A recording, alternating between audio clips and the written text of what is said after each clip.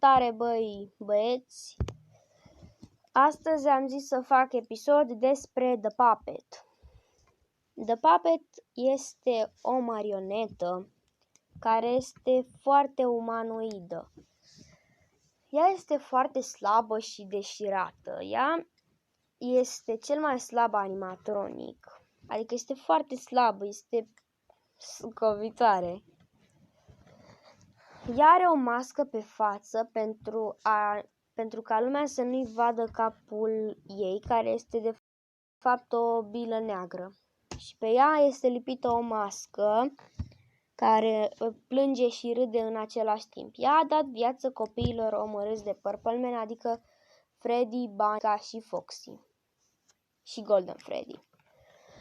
Dar Golden Freddy n-a fost omorât de Purple Man și a murit din cauza mușcăturii din 83. The Puppet apare în FNAF 1, 2, Doamne! Bă, nu apare în FNAF 1. Am zis că eram obișnuit de la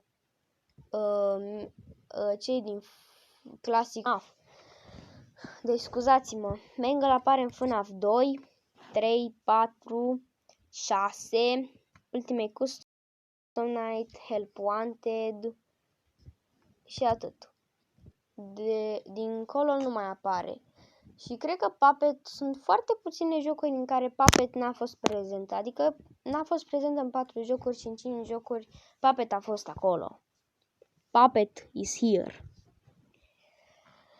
Bun, povestea lui Puppet e că ea era un copil care Purple Man a prins-o într-o zi cu mașina și a omorât-o și sufletul ei, ca și cum el l-a dus într-o cameră în pizzerie și sufletul ei s-a băgat în Puppet, fiindcă nu putea să stea așa. Și ea a interacționat mult cu animatronii și mai exact cu Golden Freddy cel mai mult. Puppet nu este un animatron care, vezi, Doamne, are o rută. Puppet n-are rută.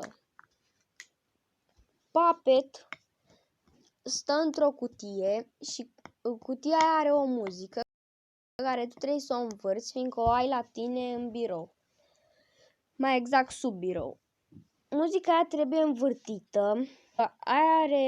Muzica aia o face pe Puppet să adormă, pentru că mulți v-ați întrebat dacă Puppet este băiat sau fată. Puppet este fată. Știți de ce? Fetele au ruși. Puppet are ruși. Bun.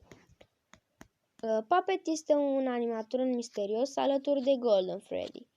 Mulți ziceau că Puppet e mama lui Golden Freddy, dar de fapt nu e. Ok.